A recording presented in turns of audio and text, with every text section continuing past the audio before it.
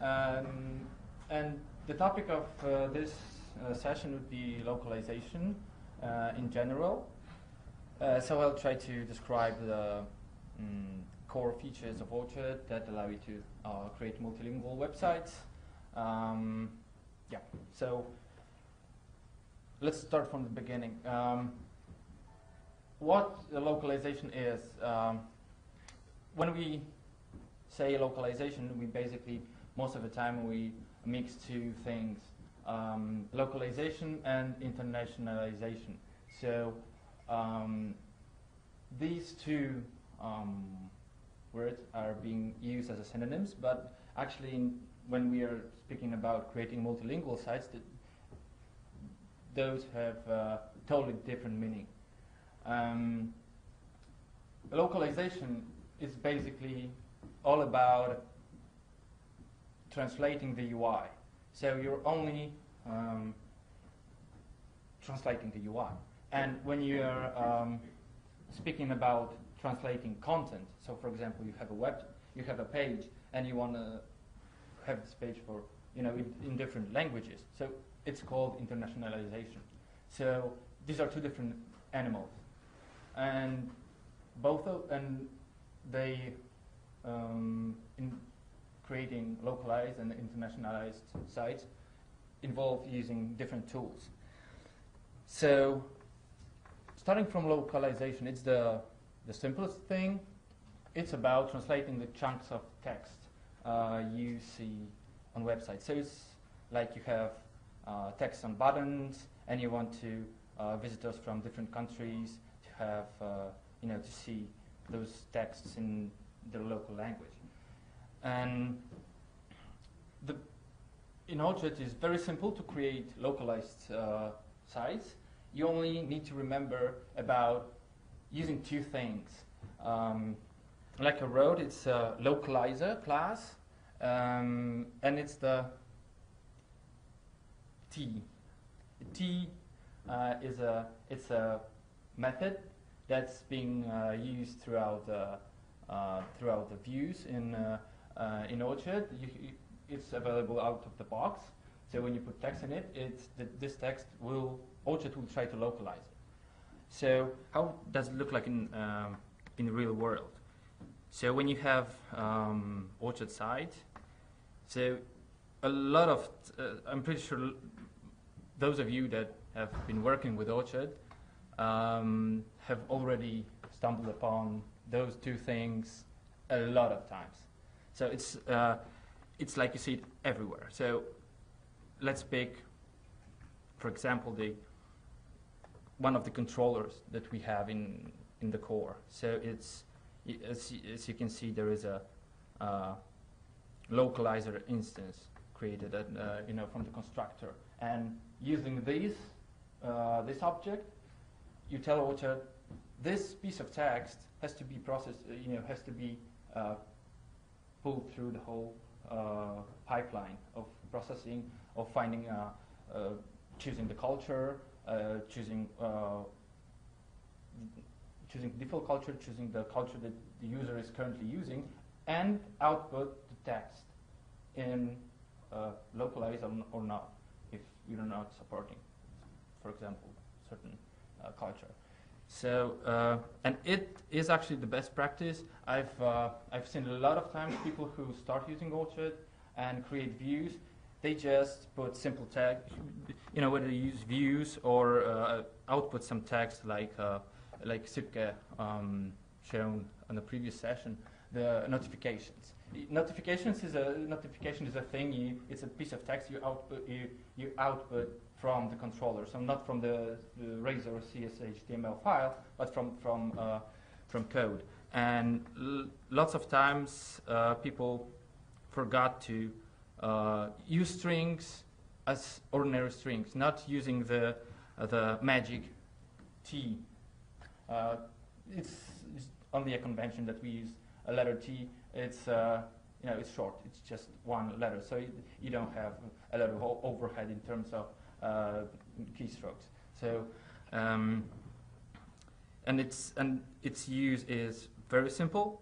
I don't know if, in fact, in this controller it's used a lot of times. I'm pretty sure I haven't picked the best one, but no, it's not used here. So let's find another use of it. Find usages of the localizer class. Yeah, and it's used like 249 items, so it's almost everywhere.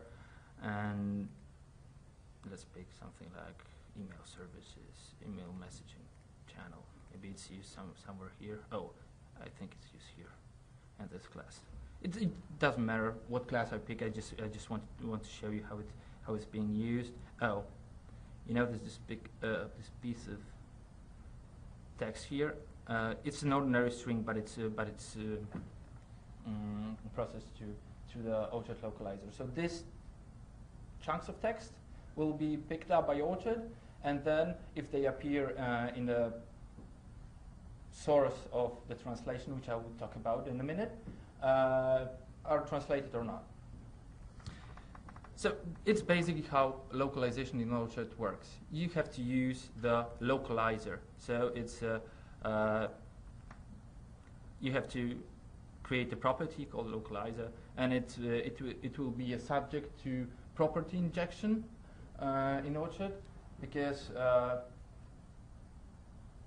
using dependency injection, we have constructor injection and property injection. And there are certain things like the localizer, which is the proper instance of a localizer will be injected at runtime. That's why we just said the null localizer instance, just not to have null references.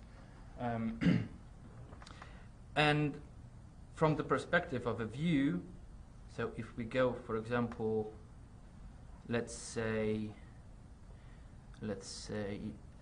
oh, in a theme, let's pick the theme machine. So it's a default one.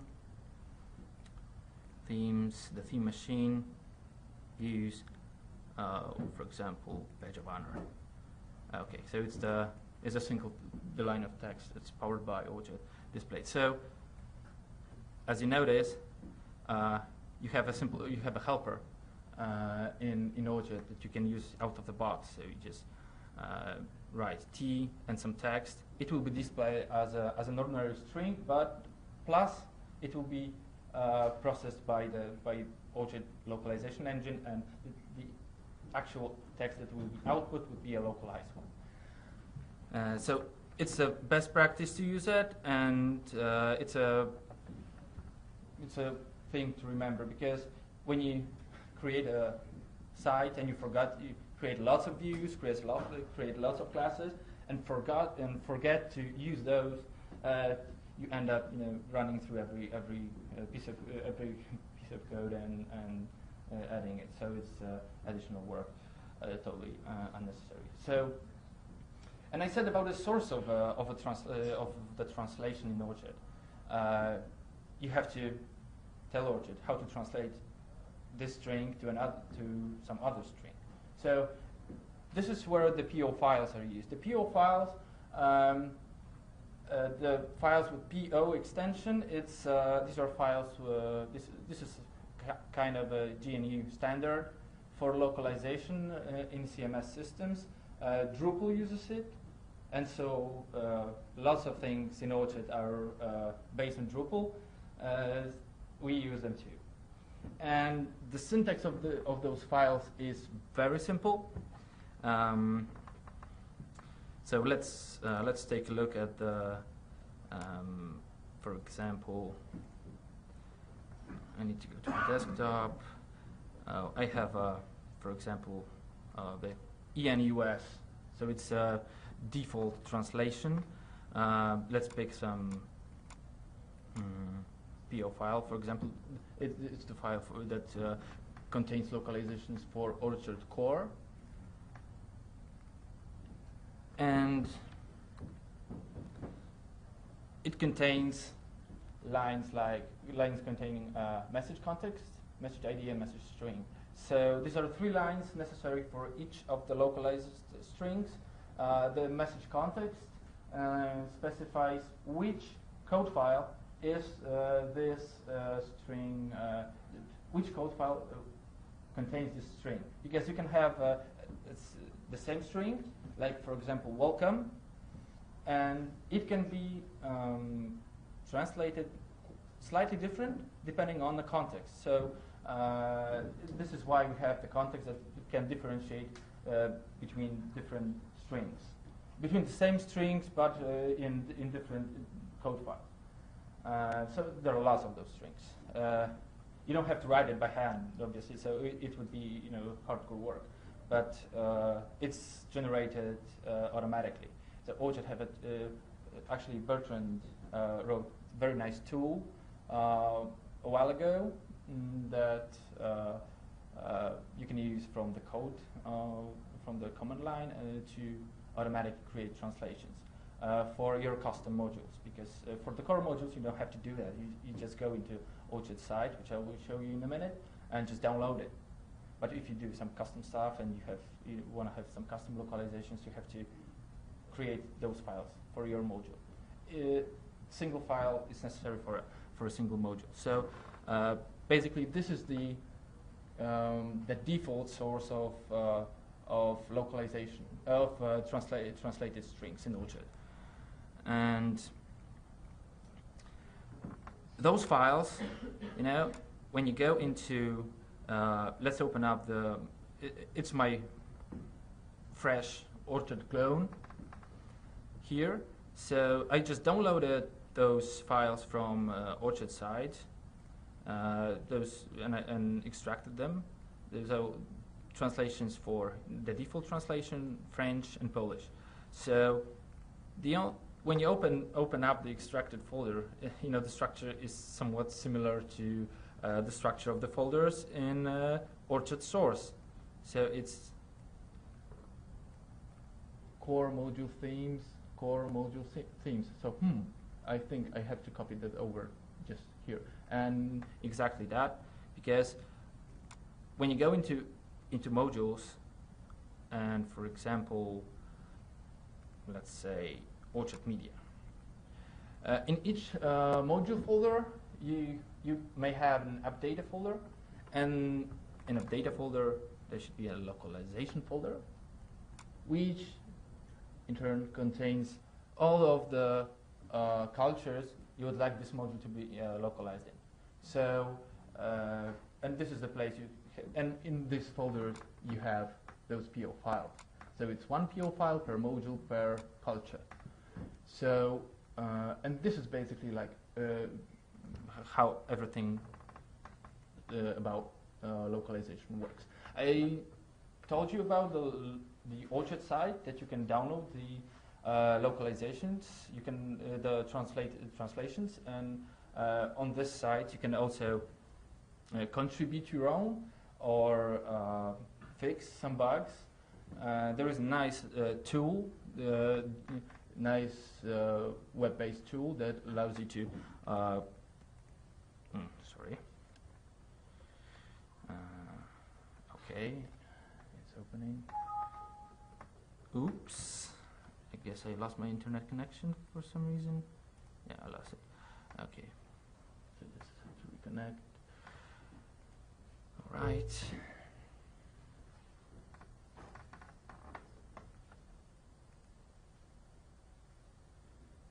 Yes. And this is the main site for Orchard localization. There is a instruction on the top how to contribute your own localizations, and links to the documentation that in which you can read, more in depth how everything works. Oops, it shouldn't be here. Yeah, it looks like Avast's license is ending. And these are the cultures that Orchard is currently translated to. As you may see, not in every culture, we haven't translated everything for every culture. It's partially because lots of strings get obsoleted in next releases due to the slight changes in the text display. But there is quite a few of those. So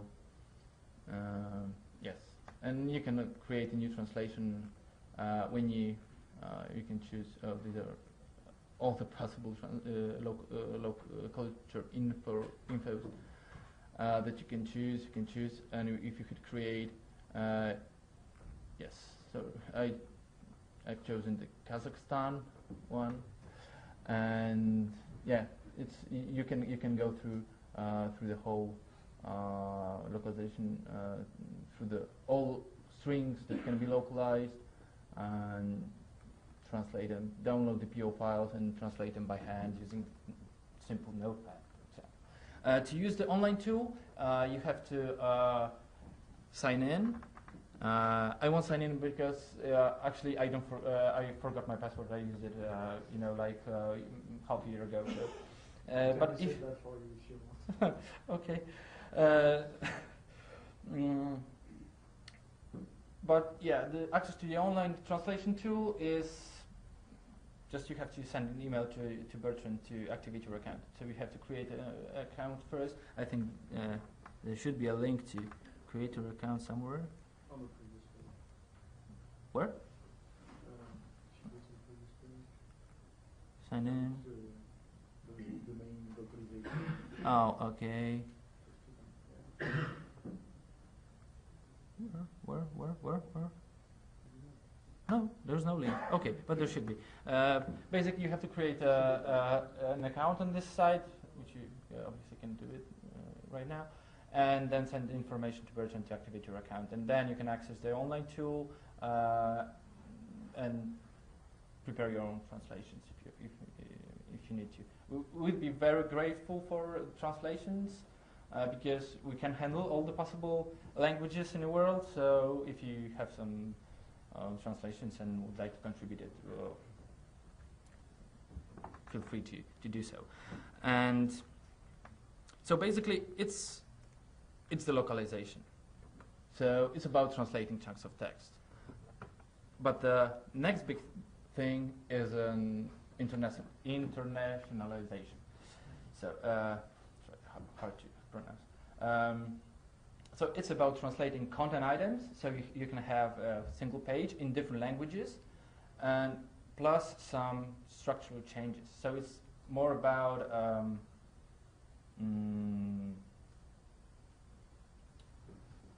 lots of times when you create a site in a different language, it's not only about different languages. It's about, for example, different.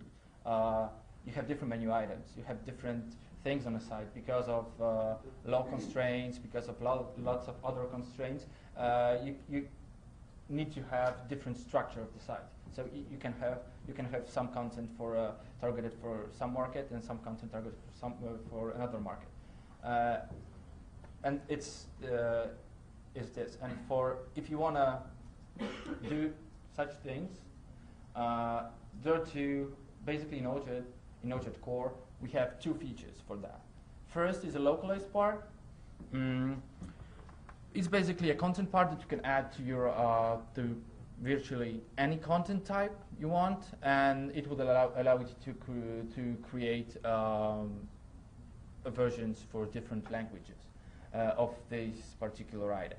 I will show you in a minute on demo how to do that. And the second thing is it's not in Widget core actually, but it's provided by one of the modules in a gallery. I will show it during the demo too. These are the culture-based widget layers, so you can have different widgets for different cultures. Like now you can have different widgets for example, different URLs. So you can have those for different cultures. So it's so you can have those structural changes on the website. Regarding widget placement and all that stuff. But most of the time, there is it's not like that you do localize something or internationalize something. You always do both. Sometimes less. You don't need to localize a lot of stuff, but you have to create content in different languages, or vice versa, or a little of both. So it's very scenario specific.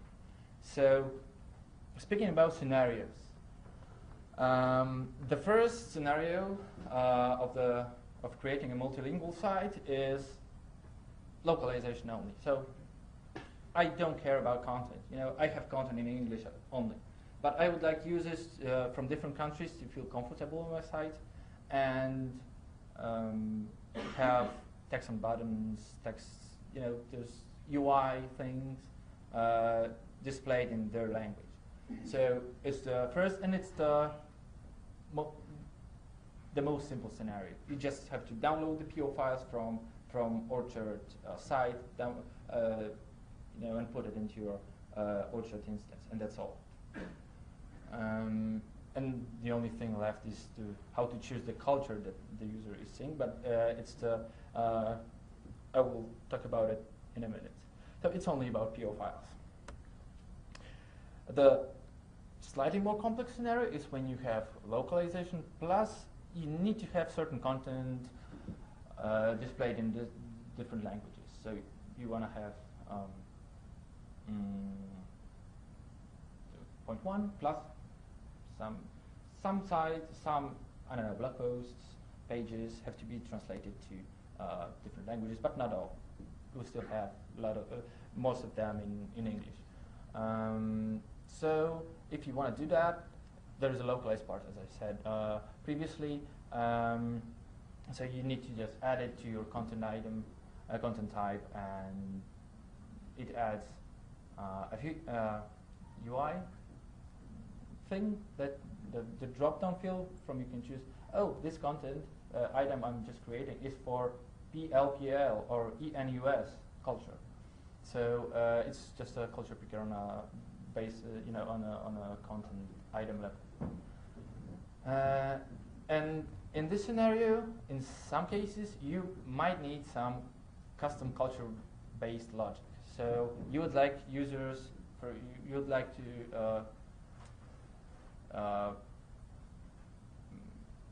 because in Orchard, by default, we can set the culture for the whole site. But for the multilingual site, you don't want to do that. You want to have a user that's visiting your site to choose the culture.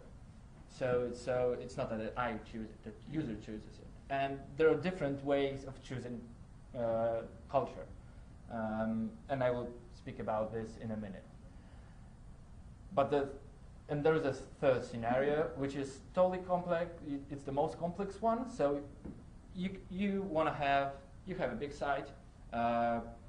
You want to have a version, English version, German version, French version, Chinese version, and all those, and lots of other things.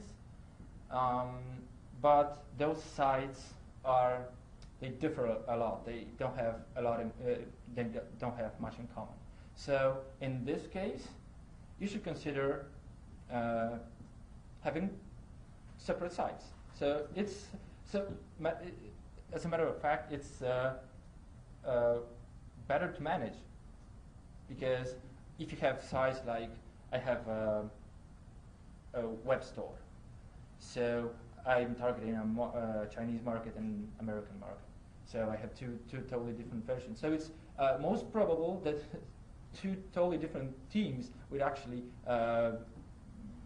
manage those sites. So it's in this scenario, it is very good and it's very okay to create separate sites or separate instances, totally different Orchard instances, or just use the multi-tenancy feature to create multiple tenants, each with the different culture, and just add links, to static links to different language versions. So in some cases, it's the best solution, because if you don't want to do that, you might run into a lot of trouble, because you might need to use a lot of custom modules, a lot of custom stuff, and it might get tricky sometimes. So in this case, I would consider creating a totally separate sites.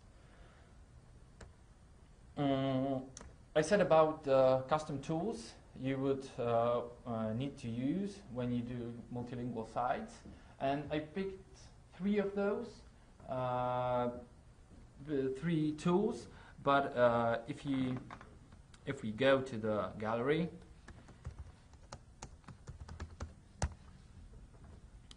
you go to the gallery and type in localization,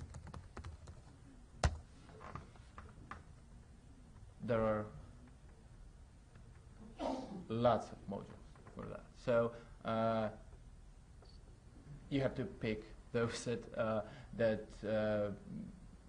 serves your special needs. So I will describe 3 of those modules which I find most useful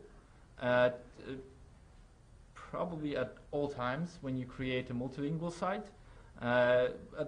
Every time you create a multilingual site, it's most probable that you will use all of those 3 modules.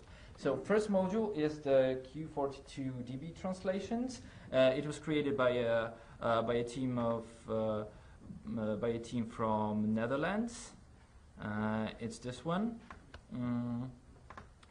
This module allows you to manage the translation, manage the PO files, manage the create your own create translations in Orchard dashboard. It has a web-based UI for that, and it also imports all of the content of the PO files into the database, and it overrides the PO files and uses database storage instead. It's useful sometimes, and I will show it how it works very quickly and briefly. So if we open up Visual Studio, it has to build. Yeah, not that long.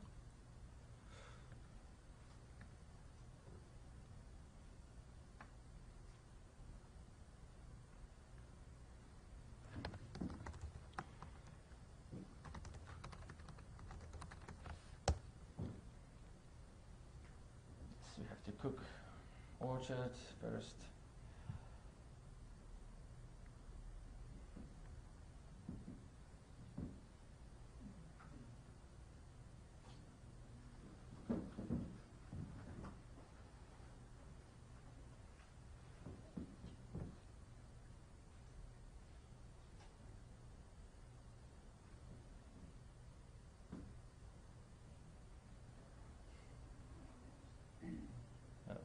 Okay, we're good.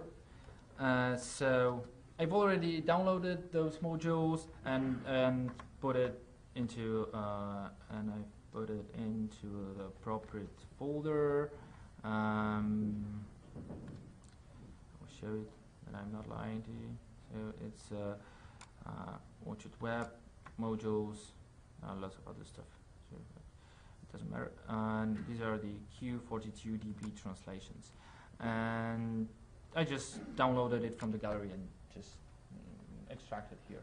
So when you first enable this module, let's go to the modules. Q42DB translations, yes.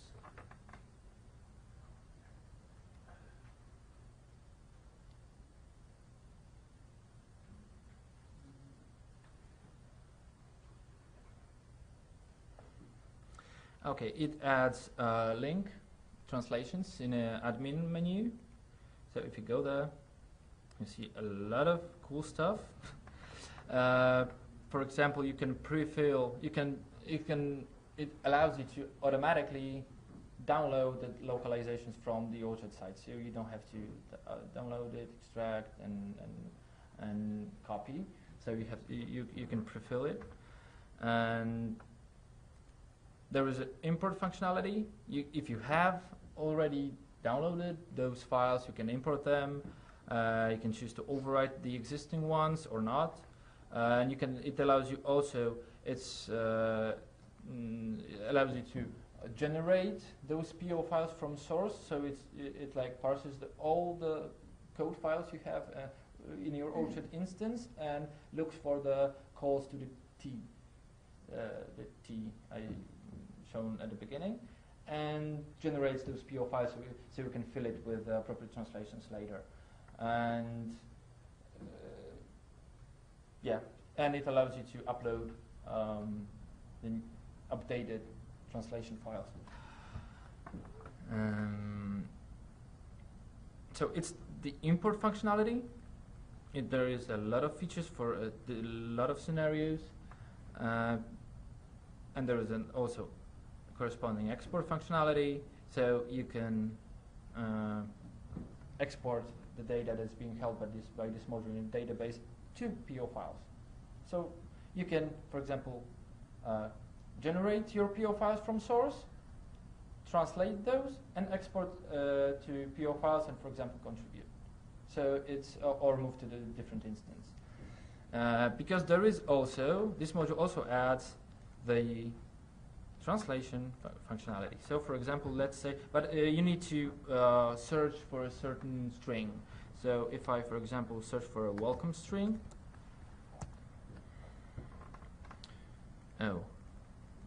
okay, because I haven't, downloaded any, I don't have any localization installed in this module, so I need to pre-fill. So it now goes to Widget site, downloads it, and imports everything into the database. It's going to take a while, depending on how big the localization files are.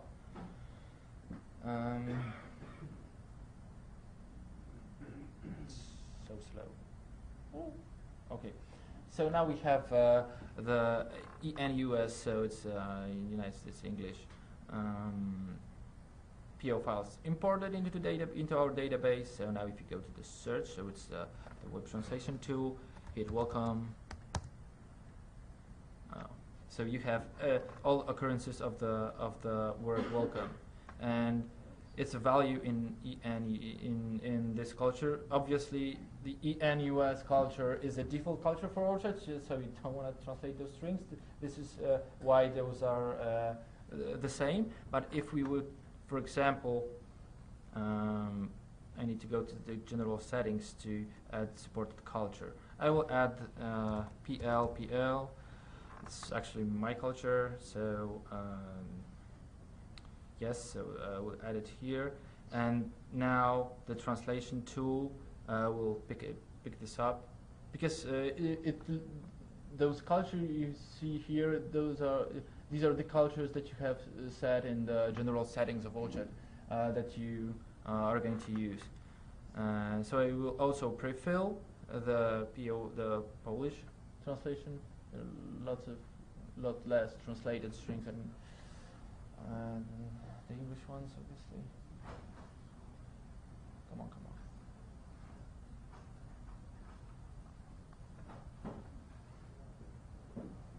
Is it my machine or the internet here is so slow?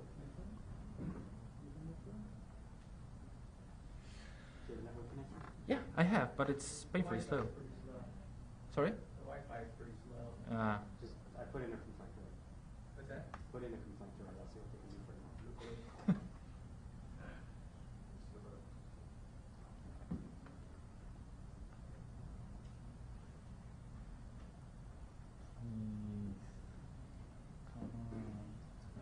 Come on. Yeah, okay. Listen to me. Okay, so then you can go into the translation tool, and we'll see. We'll hit the same welcome message. Welcome, but in Polish. Oh, and these are the translated strings, and these are the untranslated strings. You can provide your own translations for other items, and you just have to type something, and it is automatically saved by Ajax, so it's kind of nice UI. And you have to flush the translation cache. And so that's the first module. That's the most complex one. Those two other modules are much simpler than this one. It's the Widget culture picker. So this module basically adds a widget that allows you to explicitly allows the user to explicitly choose a culture from predefined list. So that's basically that. And I'm not gonna show it because honestly it crashes on 1.5, so I have to write to its author. It happens with custom modules, and so I have to inform the project owner that it doesn't run correctly in 1.5. But it's very useful. So yeah, if only it worked. And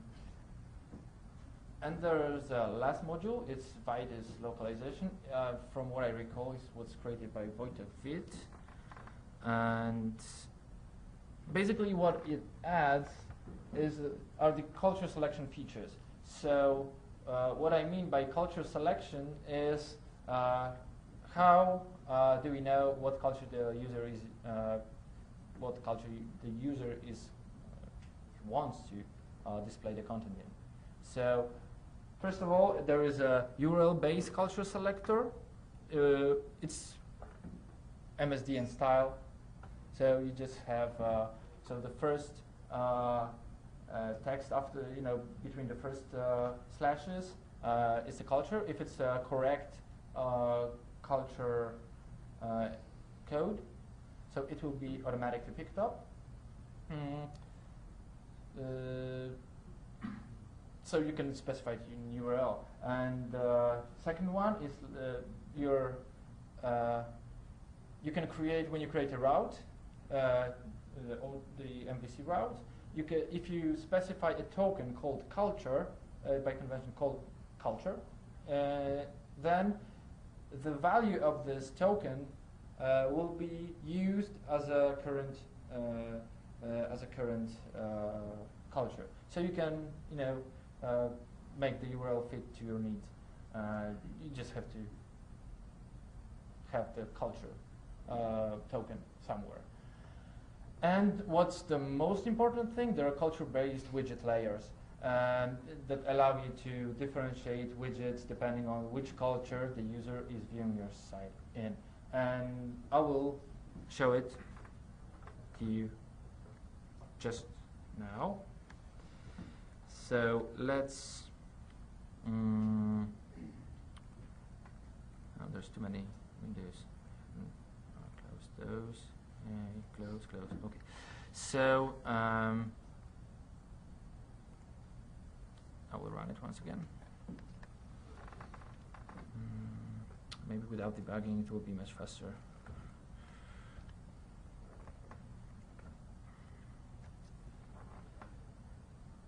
Yeah, it's much faster. Yes, so first of all, we have to enable that module. It's called Widget. There are different features. It's very good because you can just pick up those that you need. And we need the culture layer rule. It's the feature that allows you to create widget layers based on culture. So let's enable it. Okay, so we're good. Let's enable the second feature. It's the Widget's first request path part culture selector. A very long name, but it's basically the MSDN style culture.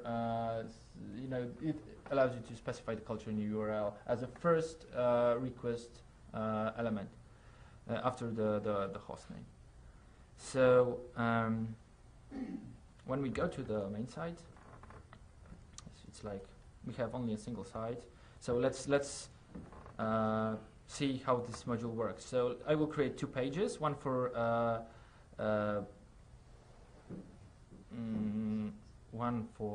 English and one for Polish culture. So we need to go to content, create new content, a page. Let's say it's PL page, permalink, and now you can specify PL slash my page, or we can say just page. Okay. And this is a PL page. I can add it to a menu. PL publish now. Okay, and then we create next one called ENUS, obviously. Page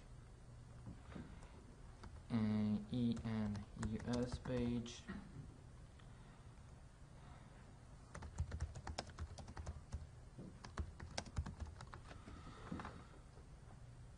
also it will be displayed in the menu, enus/page. So publish now.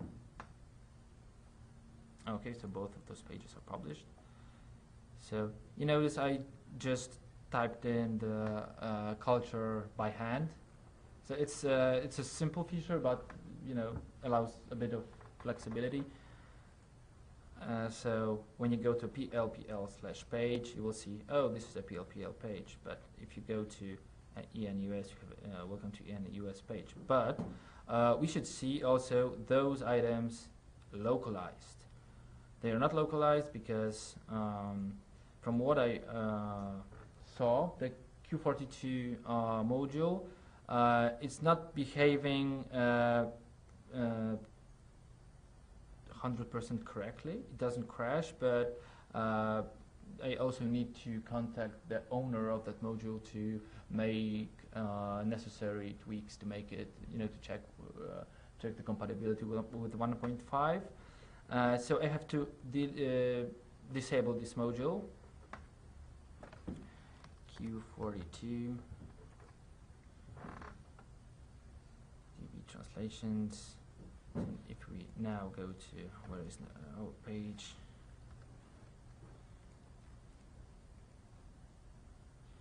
you see, then this is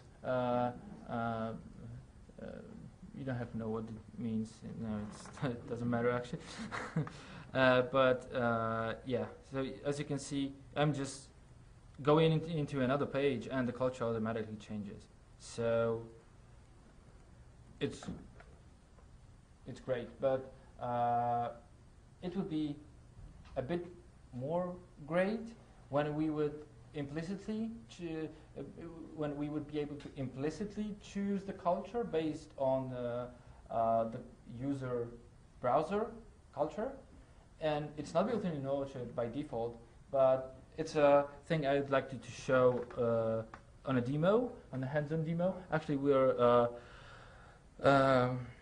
over time, I think. So I'm not going to write all the code, but I will show you. And it's like 20 lines of code, including comments and formatting.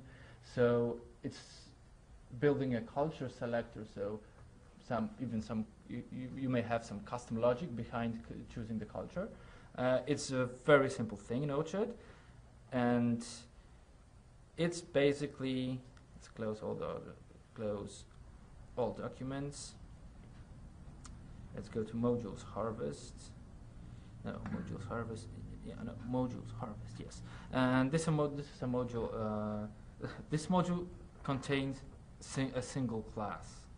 It's so simple. So you just need to implement iCulture selector class, and using this, you can override the whole culture selection logic which Widget is using.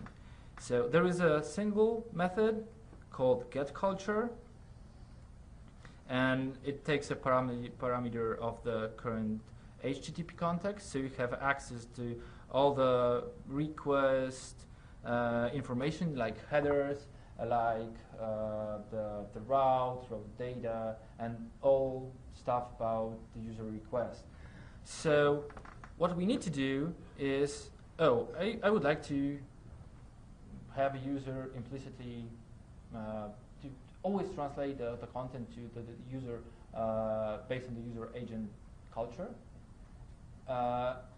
Of course, if it's not found, it will always fall back to the English translation, which is the default one. So what we do here, we actually pick up the accept language header,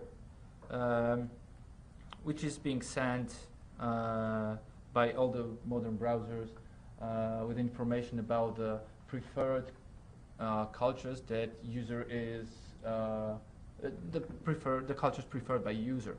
So if there is no such header, just return null. So if we return null, just the result of this particular selector wouldn't be taken into account.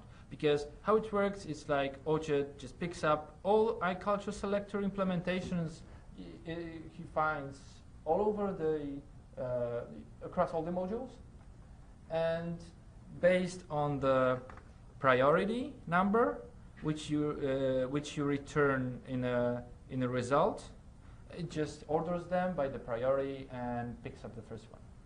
So sometimes you would need to check the current the existing culture selectors and choose the higher priority if you want to override the behavior. And what we do, we have to just split the header, the value of this header, the accept language header, and the format looks like this. So it's comma separated, and then it's colon separated. So semicolon separated and comma separated. So the comma separates the actual cultures, and the semicolon, it separates the Q value. I'm not using this value here, but just to let you know, it's a measure of the preference. I don't know how it's measured, but browsers send it. So maybe it's based on number of times the user visited sites in different languages. I don't know, but it's a measure of preference. Actually, for the purpose of this module, I just pick up the first one, which is being passed by the browser, and it's usually the default user browser language. I just split it, find the culture info, and just return it if it's being found. I also added a simple check that checks if, for example, user is using a neutral culture, so it's like PL and not without the regional, without the region. So in this case, because the cultures in the translation files we get from Orchard side are always with the region. So, but of course, you don't have to. You can remove the change the folder name in the update the localization ENUS PL FR, as I said. As I showed you before, you can just use the neutral culture, but it's better to use a full culture name with a regional suffix. So it's just if it's just neutral culture, I'm iterating over all the cultures and finding the first non-neutral starting with the same letters and return it. So it was very simple. I will actually show it to you in in IE9 because it's it has much simpler, much better way to change the language. Okay, it's loading. So right now I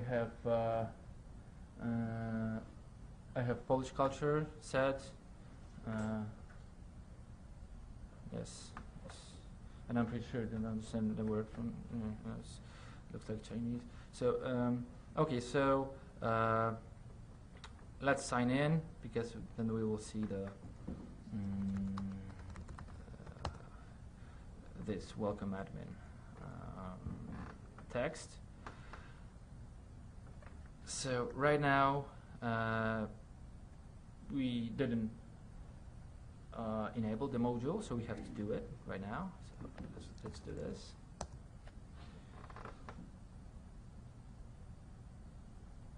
Okay, modules.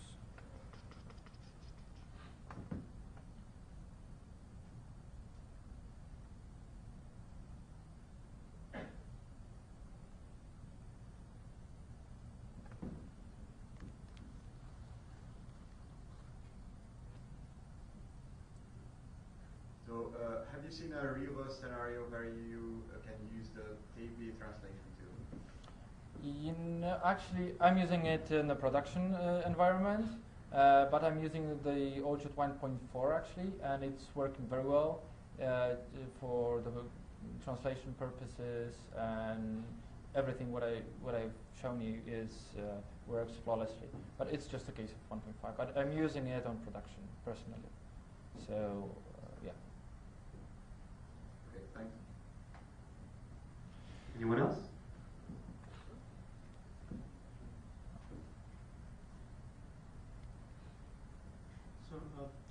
of time we have messages alerts to the customer on different parts of the application pages. What are your thoughts on using the PO files, put all the messages in one place, it's easy to change, and then yeah, that's a good question. Yeah, that's good. So for example, you would create a single class with all the like no, you can't use statics, but a single class that you inject into other classes, into other like controllers, and that class will contain all the items, all the translated texts. Yeah, it's perfectly okay. This way, when you would answering your question, when you would go to the PO file, so like this, so you would have all the custom text, like message context. It describes the namespace of the file. That's the subject of the translation, and you'd have like all the translated text would have the same class name. It would be some common class, and you would just put all the translations there. Yes, it's very good. Actually, very good way to do that, because you can manage those alerts in much better. Anybody else? I know that localization, in States is not maybe the most important thing to do when you create sites. Oh. So it's going to become, if it isn't already for some companies, more and more important to be able to do that. Okay. Okay, so I would just like to finish the demo. It's like 30 seconds left. So I enabled the module I just created. It's called Widget Header Localization. After the conference, I will push it into the gallery, of course. And what it does, it implicitly uses the user browser culture setting. So when you go to this, as you may see, I now can see everything translated and translated into Polish. Just like the date is also translated, and it overrides the setting. Oh, it doesn't override the setting, or it's cached. No, it doesn't override the setting of when we use those pages we created earlier. But when I go to the settings, content, connections, where is this? The language settings. General, languages. I add an English. The NUS, where is it? Yes, it's here. Move it up. Okay, and now refresh.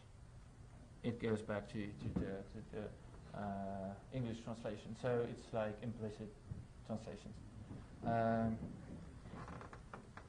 We've got one more question. Yep. So you talked about text translations. Yes. How do you handle media translations, whether it be images or That's a good question. So it's not about translation. So it's about the difference between localization and internationalization, as I spoke at the beginning.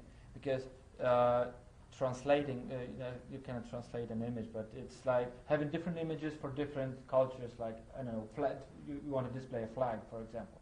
So it's you can use, for example, the culture layer, and create one widget for Spanish flag, one widget for American flag, one widget for Polish flag, and just display the widget based on the culture. I would like to show you this, but I don't know if I think we're. I have an answer. You can.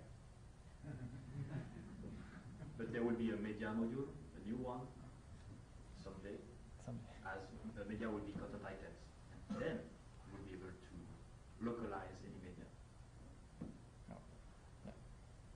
Okay, because right now you can just create a widget with a media picker, and exactly like Sebastian shown you the koala. So you can have such widget with an image inside only, and display different images, different widgets based on the culture. Localized part piece Oh, okay, okay. So the localized part is when you go into admin.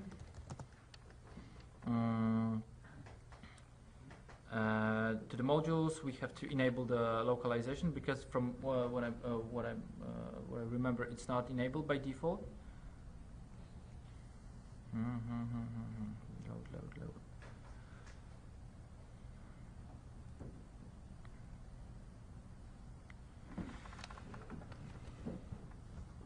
Yeah, the localized part, basically, I was saying this during the. Until it loads. So it's just an aggregate for. So you have content item and you have different translations, and it's like a part that connects. So it's one-to-end one-to-end relation, basically. And this part is all about it. And when you have a content item, so it just displays. Oh, this is an US translation. There are also Polish, French, and so on. So let me show it to you. No, it's localization. Oh, no, it's turned on. Okay, so I can go into what I want to have an English one. I hate Polish translation. Okay. Oops. I will switch the Polish translation in a second. So, okay.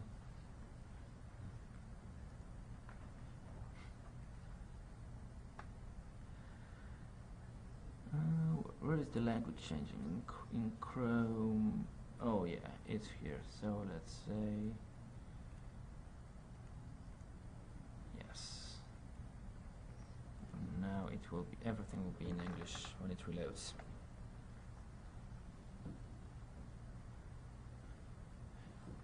Yeah, I will stop it and run it without debugging because it's painfully slow. I hate it. No.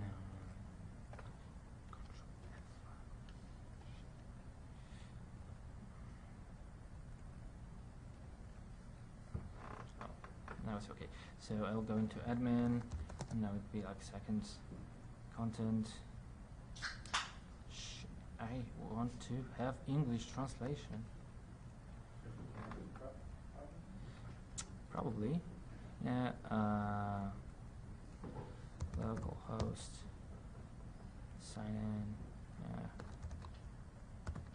Some setting in the Chrome. It's actually the language change. Maybe I should remove the Polish one because I haven't removed that. Just change the default. Probably it's still there in the header, in accept language header. So dashboard. Oh, and in IE9 it's here. So I will go to content types, page, edit page,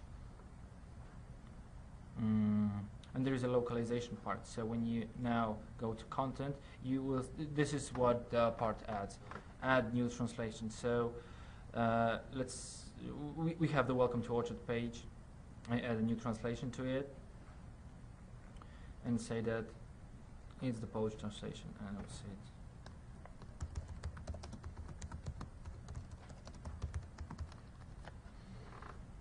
And publish now. So now when you go to the main site, you will see all the translations that this content is translated into. So, but each of those translations is actually a totally separate content item. So it's just the part just connects them, and that's great. Yeah, that's perfect. Thank you very, very much. Okay, thank you. Snacks are in the back of the room. Go ahead, please. Go grab some food. I hope it's full.